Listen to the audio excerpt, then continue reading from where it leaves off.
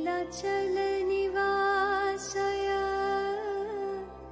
नित्याय परमात्मने बलभद्र सुभद्राभ्यां जगन्नाथाय ते नमः। नीलाचल निवासाय नित्याय परमात्मने बलभद्र सुभद्राभ्यां जगन्नाथाय ते नमः।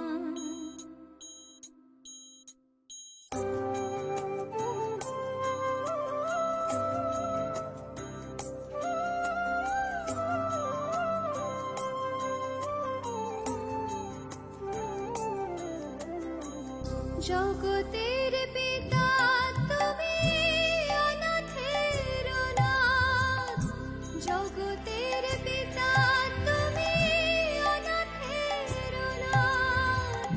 প্রভুর প্রভু তুমি মহাপ্রভু জগন্নাথ, প্রভুর প্রভু তুমি মহাপ্রভু জগন্নাথ। নীলাচল निवासाय नित्याय परमात्मने बलभद्र सुभद्राभ्यां जगन्नाथाय ते नमः।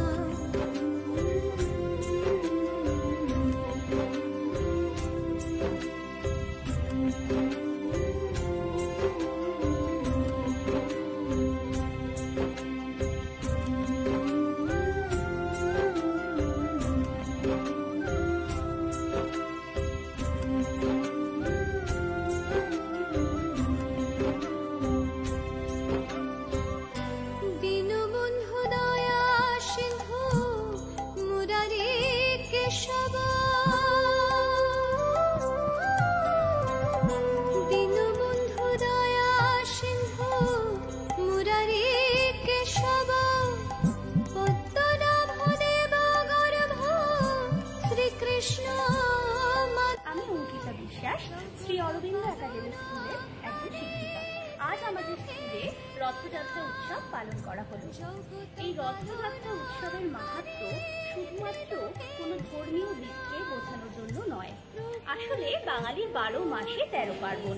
আমরা ছোটদের মধ্যে এই পার্বণগুলো খুব ভালোভাবে উদযাপন করার বীজটা বুনে দিতে চাই। শুধুমাত্র সেটা নয় যে শুধু বাঙালি হলেই আমাদের রথযাত্রা বা অন্য যে কোনো উৎসব পালন করতে হবে। স্কুলে আসার মানে শুধু পুঁথিগত শিক্ষা নয়, কিভাবে অগ্রগতির পথে এগিয়ে যাওয়া যায়। এই রথের রশি টেনে আমরা যেভাবে এগিয়ে নিয়ে যাই, ঠিক সেভাবেই ছোটরা কিভাবে এগিয়ে নিয়ে যাবে আগামী দিনে তাদের জীবন, সেই কারণেই আমাদের এই রথযাত্রা উৎসব পালন করা।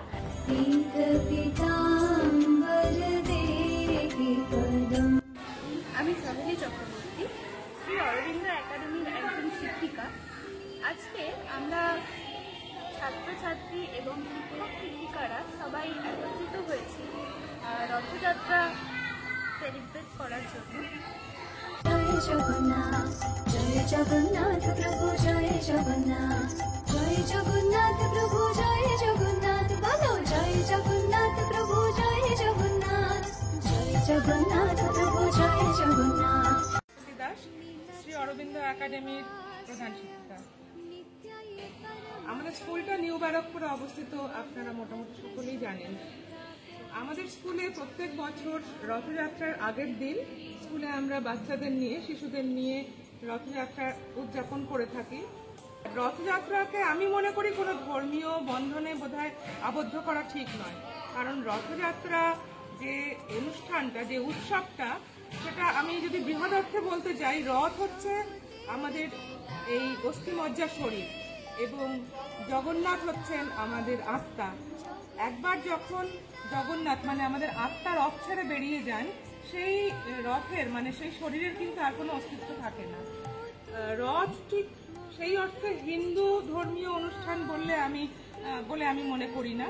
রথের মাধ্যমে রথের যে দড়ি আমরা টানি, রথের দড়িতে এটা আমরা বোঝানোর চেষ্টা করি বা এটাই বোঝানোর চেষ্টা হয় যে শিশু থেকে বৃদ্ধ, আবাল বৃদ্ধ বনিতা প্রত্যেকে এই রথের দড়িকে সুশৃঙ্খলভাবে টেনে নিয়ে যায়। তার মানে কি বোঝাচ্ছে? আমরা শৃঙ্খলাবদ্ধ হতে শিখি এই রথযাত্রার মাধ্যমে। তো আমি এটাই বলবো যে আমরা বাচ্চাদের এটাই অনুপ্রেরণা দেওয়ার চেষ্টা করি যে রথ কোনো শুধু ধর্মীয় অনুষ্ঠান নয়, রথ একটা ঐক্যবদ্ধ করা, মানুষকে ঐক্যবদ্ধ করার প্রয়াস।